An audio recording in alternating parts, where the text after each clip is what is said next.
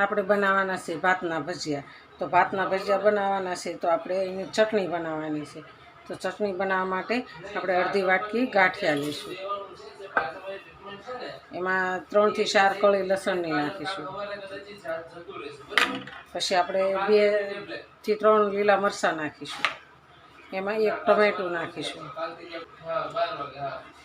આપણે 1 વાટકી ડુંગળી નાખીશું કટિંગ કરીને, સ્વાદ પ્રમાણે આપણે મીઠું નાખીશું, થોડુંક આપણે અડધી ચમચી લાલ મરચું નાખીશું, આખું જીરું નાખીશું અડધી ચમચી, અડધાથી અડધી ચમચી આપણે હળદર નાખીશું અને અડધી ચમચી આપણે ધાણા જીરું નાખીશું, થોડીક આપણે હિંગ નાખીશું, આપણે 1 ચમચી ખાંડ નાખવાની છે અને આપણે આને મિક્સરમાં પીસી લેવાની છે।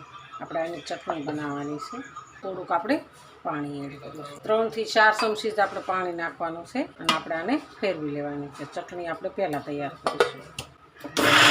આપણે ભજીયાની ચટણી સરસ ગાંઠિયાની તૈયાર થઈ ગઈ છે, તો આપણે ગાંઠિયાની ચટણીને આપણે સાઈડમાં રાખી દઈશું, આપણે એક વાટકામાં કાઢી લઈશું। આપણે હવે ચટણીનો તડકો લગાવવાનો છે, તો તડકો લગાવવા માટે આપણે એમ જ ખાવ તોય સારી લાગે, પણ આપણે આજે તડકો લગાવવો। આપણે થોડી હિંગ નાખીશું, થોડુંક આપણે જીરું નાખીશું, તલ નાખ્યા, આપણે 2 લાલ મરચાંના ટુકડા નાખીશું, એક આપણે મરચાંના 2-3 ટુકડા નાખીશું, આપણે લીલી સૂકી ડુંગળી નાખીશું। આ ચટણી જો ભજીયા સાથે ખાધી હોય ને તો તમે બહારની ચટણીને ભૂલી જાઓ, એવી ચટણી સરસ બને અને એકદમ ટેસ્ટી અને સરસ બને છે। તો આપણી ચટણી સરસ તૈયાર છે, તો આપણે ચટણીની સાઈડમાં લઈ લઈશું। આપણે એક બાઉલ લેવાનું છે, એની અંદર આપણે ભાત વધ્યા છે તો એ ભાતને આપણે ભજીયા બનાવવાના છે। તો ભાતના ભજીયા બનાવવા માટે આપણે એને છૂટા છૂટા કરી નાખીશું। 4 મરચાંને કટિંગ કરી નાખ્યા છે તો આપણે અંદર એડ કરી દઈશું। આપણે 2 થી 3 ડુંગળી આપણે નાની મોટી કટિંગ કરી નાખી છે તો આપણે અંદર એડ કરી દઈશું। આપણે અડધી ચમચી તલ નાખીશું, આપણે અડધી ચમચી ગરમ મસાલો નાખીશું, 1 ચમચી આપણે ખાંડ નાખીશું, અડધી ચમચી આપણે લાલ મરચું નાખીશું, થોડીક આપણે હિંગ નાખીશું, આપણે અડધી ચમચી આપણે નાખીશું ધાણા જીરું, આપણે 1 ચમચી મીઠું નાખવાનું છે, આપણે એમાં કસ્તુરી મેથી નાખીશું, આપણે એક મોટો વાટકો ભરીને ચણાનો લોટ લેવાનો છે, આપણે 1 વાટકો ચણાનો લોટ નાખીશું, આપણે એની અંદર પાણી એડ કરીશું, જોતાં પૂરતું આપણે પાણી એડ કરવાનું છે।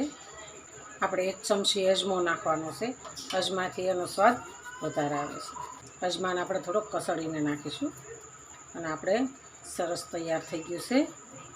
હવે આપણે તળી લેવાના છે, એકદમ ચટપટા અને સરસ બને છે, ખાવાની મજા આવે છે।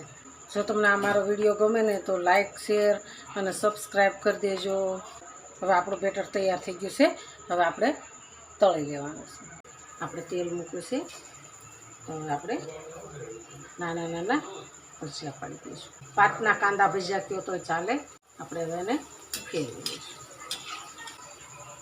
ભાતના ભજીયા સરસ આપણા તૈયાર છે। આપણે એક ડીશમાં કાઢી લઈશું। આપણા એકદમ સરસ ભાતના ભજીયા તૈયાર છે, એકદમ પોચા રૂ જેવા, અને આપણે ગાંઠિયાની ચટણી સાથે। તો હાલો ખાવા।